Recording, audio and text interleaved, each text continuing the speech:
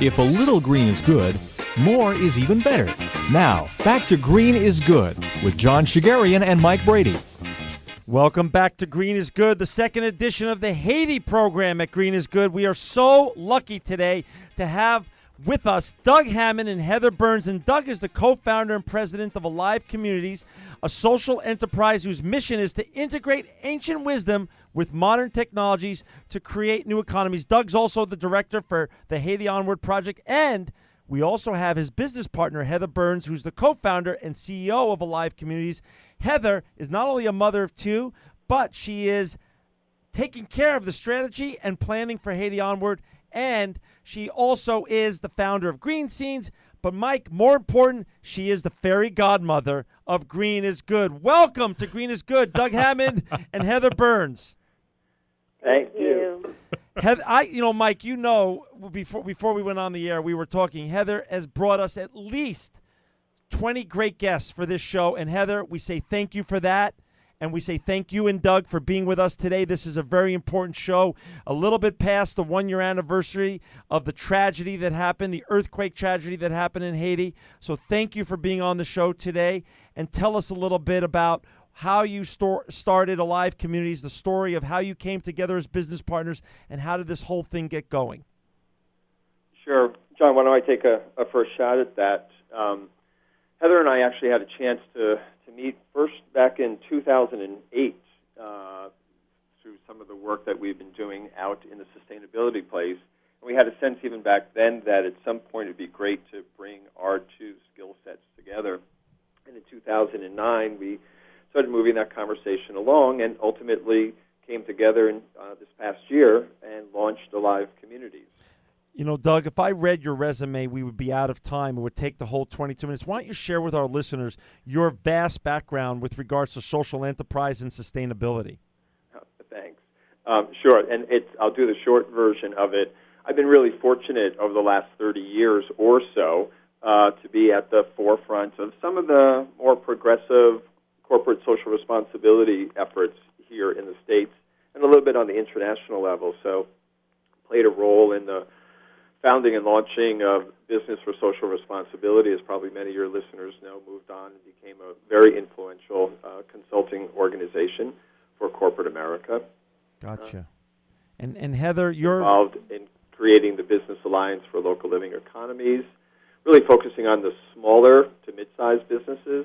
Got it. And also had a chance to be a contributor to the launch of the American Sustainable Business Council, which now today works on influencing public policy in the sustainability arena. And then you and Heather came together to form Alive Communities. So what does Alive Communities really do? Like, give us the breadth of services and scope, what you're focused on.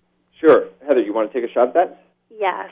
So we focus sort of in two main sectors. One is the corporate space, where we help organizations, companies, and industry associations move down the path to sustainability by meeting them where they are and helping to devise a plan that works within their corporate culture. The other side of what we do and where Haiti Onward comes into play is around community economic development, integrating sustainability from a social, environmental, and economic standpoint. So for those who just joined us, we've got Doug Hammond and Heather Burns on with us, and if you want to look up what they're doing, their amazing work, you can look it up on your iPad right now or on your laptop or desktop if you're in front of a computer, www.alivecommunities.net or www.HaitiOnward.org. So wait a second, since this is the Haiti edition of Green is Good, explain though what that really means, Heather or Doug, with regards to Haiti. What are you doing with regards to sustainability and social enterprise in Haiti right now, so our listeners can be totally blown away? Because I know, Heather, you've explained it to me before, but I want our listeners to hear this. Well, as most people know, Haiti was absolutely decimated by the earthquake last year. It was already a country that had great social, economic, and environmental issues. And after the earthquake, the world sort of turned its eyes to Haiti. Those of us in the sustainability space really looked at the situation as an opportunity to introduce innovation into its reconstruction efforts around, how do we create new entrepreneurs who are socially and environmentally aware, and how do we use those sort of tools and best practices to help them heal some of their greater and more deeply rooted problems. Gotcha. And out of the partnership, how do you guys go down there? Who goes down there? How big of what's going on in terms of the people on the ground there, and how do you connect with your team here in the United States and your team down there? Sure. It's a great question, and it's part of the unique approach that we've taken in creating Haiti Onward. When we were first approached end of January, beginning of February, to try to come up with what would a solution look like, we were really conscious that it couldn't be an externally applied, once again, to Haiti in terms of here's what you guys should be doing. So we reached out to a number of in-country organizations who shared the same principles and practices around sustainability, but truly had their ear to the ground and understood both the culture and the practices of how would something like this move ahead. So we simply began a series of conversations with organizations like Nouvelle Vie and Clayworks International and Foncosé, the leading microfinance folks, wow. And eventually created a constellation of about 12 or so critical and deeply respected partners on the ground in Haiti. And then we began a series of conversations as to what would this look like if we actually collaborated, cooperated, and engaged the Haitians in this notion of what would a sustainable reconstruction project look like. Right. And Doug, Patricia, who was on the show, on the first half of the show, Patricia Arquette, she talked about a little bit about those challenges of land ownership and disease down there. Can you share with our listeners the challenges that you faced as you were going down there with the best of intentions? Sure. It's one of those, and I'll probably get, similar to Patricia, a little emotional because if you put your feet on the ground in Haiti and you just walk off of the plane and walk onto the streets of Port-au-Prince, it's really in that almost unimaginable category of what you see, and yet there is this deep, what we refer to it as this sort of spiritual entrepreneurism. There's just an incredible determination on behalf of the people of Haiti to sort of pick themselves up and start to put their lives back together. That being said, it's just the devastation, and now most recently with the cholera outbreak. I mean, these are there. I'm getting choked up. The obstacles that they face, and yet their determination and diligence to persevere is nothing short of phenomenal. And that's part of where the passion that both Heather and I and all the partners in Haiti Onward tap into every day when we're trying to figure out logistics and funding and project design. We recognize that here in the States we sit with so many comforts around that kind of contemplation and decision making. Right. While there is just such need on the ground. Well, Doug, listening to you and as John mentioned, listening to Patricia talk about some of the challenges, both logistically, politically, culturally, when you mix that with such devastation, such a massive amount of human need and human suffering, that can be very, very daunting. And even those with the biggest and strongest and softest of hearts can get to a point of, oh my gosh, I mean, this is overwhelming. How do the boots on the ground, the people that are there, keep after it day after day? Well, a very important element of success that our partners have shown us is their ability to connect to one another and to have conversations, to meet, to support each other, to provide each other with resources and innovative ideas. And it's really, it can be daunting, but it's also an extraordinary opportunity for true innovation and new ways of doing things to emerge out of all of this. That's a fascinating point, Heather. So let's talk about that, though. So connecting with partners and collaboration sounds like the only way that success will ever happen down there. Talk a little bit about your collaborative efforts and the partners you guys have chosen to move forward with down there in making change happen. Well, like Doug said, we've brought together about 15 organizations, all of whom have extraordinary capacities in their ability to deliver sustainable solutions, not just to Haitians, but also with Haitians. Right. And really just, they're really the ones who understand what the nuances are, and how one of them, actually, Grassroots United, is getting ready to construct a air landing strip. And they've developed a tool-sharing program where companies are donating tools, and all of the grassroots and Haitian organizations are now, sharing tools to get all the jobs done. So it's little things like that, getting back to that simple, ancient wisdom, as it were, of how to do things when you're faced with obstacles. Doug, you have a huge history in social enterprise and sustainability also, and one that's very rare to see right now. Have you ever seen anything like the challenges you're seeing in Haiti? No. I'd like to say yes, and here's what we did and how that was successful, but it's just not the case. Although as soon as I say that, I'm also struck by the opportunities and this spirit of entrepreneurship that exists within the Haitian culture. So it's a huge challenge, and yet there's also huge desire and intent and capacity. Haitians are industrious, creative, responsive. One of the organizations that we're working with, Novelvi Youth Leadership, is paying attention to, because 70% of the population in Haiti is under the age of 30. Wow. So if you think about what that represents and how critical it is, and also how inspiring it is to know that youth are going to be the folks who are going to be leading not only this rebuild, but carrying the country going forward. And so programs that are reaching out to provide them with the social entrepreneurial skills, some of the very basic practices around being a successful business person, all of those things are at work. So it's daunting, but there's lots of leverage opportunities. Let's talking about leverage opportunities. Let's talk about your Innovation Hub project. Can you explain how that came to be and what that looks like? Sure.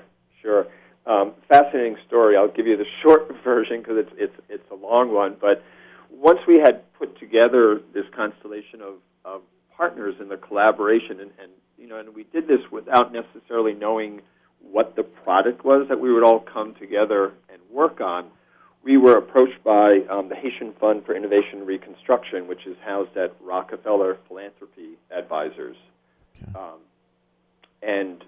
And when we met with Johnny Celesting, who's the head of the fund, we did one of those kind of audacious moments where, there we were sitting at Rockefeller, and we actually turned the question to him saying, how can we best help you?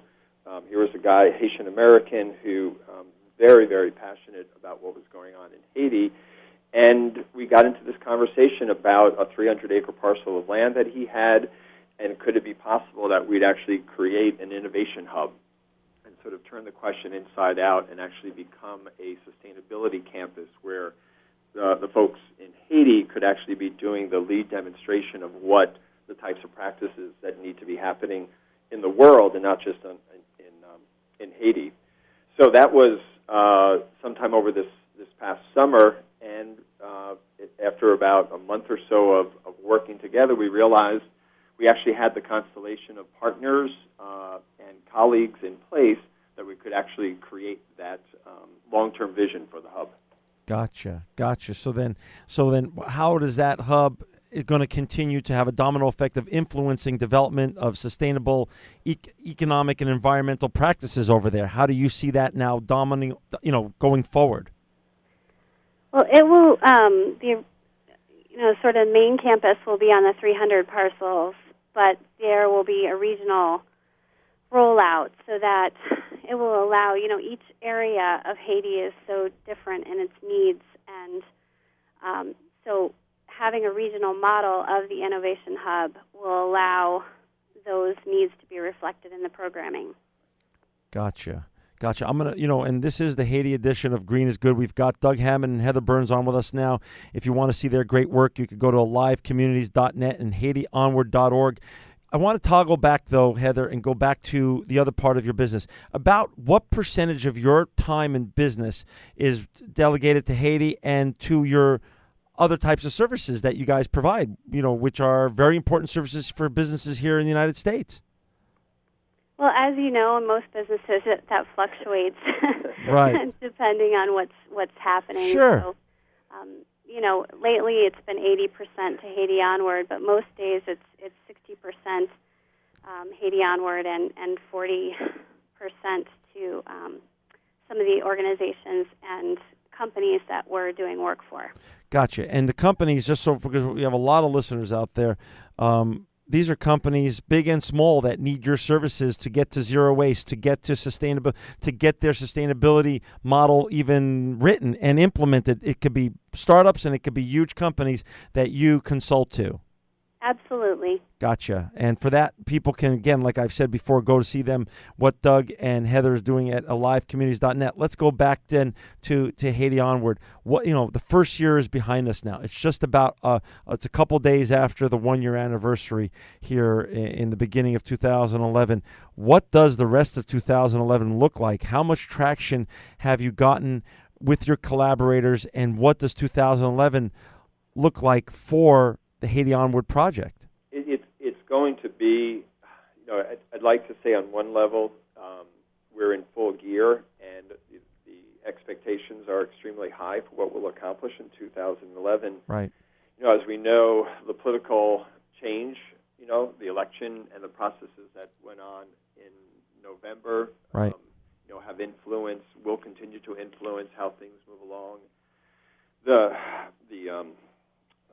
health issues that are there, there's a lot of folks who have some hesitancies, appropriately so, about really getting involved and engaged in supporting projects and work that are going on in Haiti. Our expectation is that we'll launch in this first quarter of 2011, okay, and break ground for the campus and begin to start introducing some of the permaculture practices there. Just literally to start working the soil.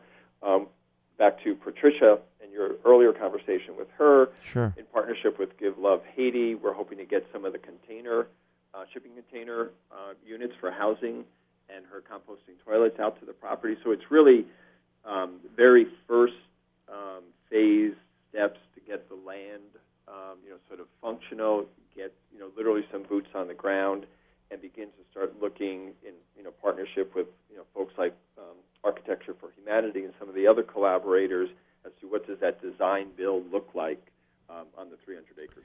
Gotcha. And we have a lot of listeners that constantly email us and stay in touch with us. And one of the big things, Doug and Heather, we've seen is people want to give, and they want to make sure, though, what they give, though, is going to go to good use. How do they give appropriately, and how do they get involved and get inspired by listening to both of you today with all the great work that you're doing? How do you suggest that people out there that are listening to the show now in the United States and beyond, how can they support what you're doing and your efforts and get the most bang for their buck? Well, thank you for asking that question. And it's really as simple as just going to the website, HaitiOnward.org, and clicking the donate button. But back just to quickly address your issue or your question around, how to best support. One of the things that's sort of emerging out of our work is the need to develop, tools to help with transparency and understanding how dollars are spent in Haiti. And so that is one of the sort of side projects, but more exciting things that we'll be working on as well in 2011. Transparency of money going to work down there, resources going to work. That makes a lot of sense. Very important, yeah. If you're going to have people donating, you're going to encourage and break down that barrier. You need to be able to give them the tools to help them to do that.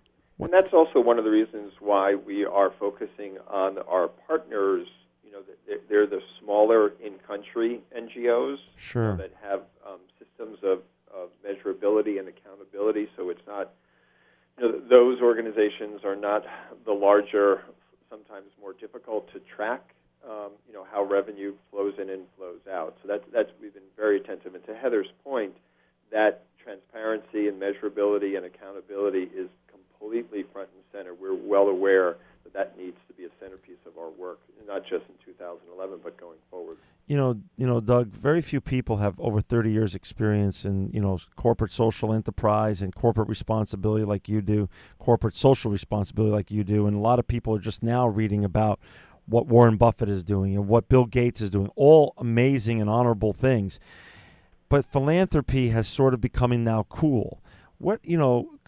First of all, where do you see us in terms of the curve? Are we at the top of the first inning with regards to corporate social responsibility and social enterprise and social entrepreneurship? Or where are we on the curve? Since you have such great vision and history in this, I think your visibility is greater than most.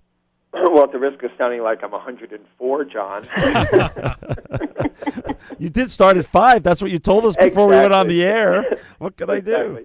Well, I very much appreciate the question, and I should point out that, and this is going to answer your question, but just go back to sort of the beginning of this conversation. Sure. It was an organization, Generosity Partners, based in San Francisco, that was so instrumental in providing the initial funding to get the Haiti Onward project off the ground. Glad you brought that up. That's great.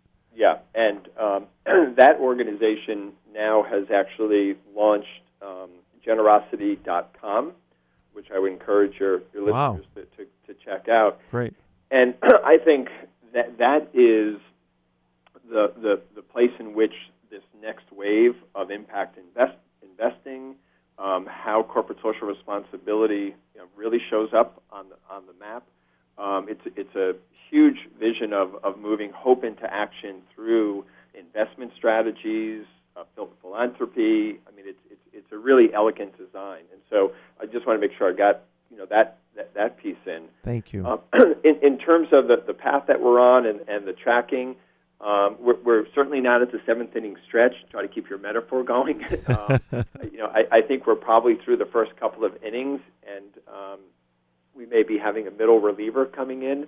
But the momentum that I see and over this span of time, so many of us who were at the forefront, it takes a lot of time to sort of cut through the jungle. Sure. And now there's resources and a broader awareness, and there's also environmental urgency that is all coming together to move things ahead. So I don't think the game will go extra innings, but I think we're at that place where the pace at which change is going to occur, the next steps, and particularly with the next generation of leaders that are coming on board, I'm incredibly inspired to see both where they can now come into the story and move the story forward. Thank you, and thank you for sharing that great website, generosity.com, for our listeners out there. Because, unfortunately, we're down to the last 2 minutes, Heather and Doug, and I'll let either one of you take this last question. What's the future look like for both Alive communities and Haiti Onward? Well, I'm just thoroughly excited about the work that we're doing, and I would encourage anyone who's listening who wants to, sort of integrate fun and excitement and passion into what they're currently doing for a job to get, on the bandwagon, and figure out how they can bring sustainability into their homes, into their jobs, into their creative ideas. I would echo that, and I think in some ways when Heather and I came up with our little description of integrating ancient wisdom with modern technologies to create new economies, that's really the vista by which we're sort of looking back and looking forward, and that I think if we make sure that as we think about new solutions that we don't forget that old wisdom that actually grounds our best intentions and is able to then move things ahead.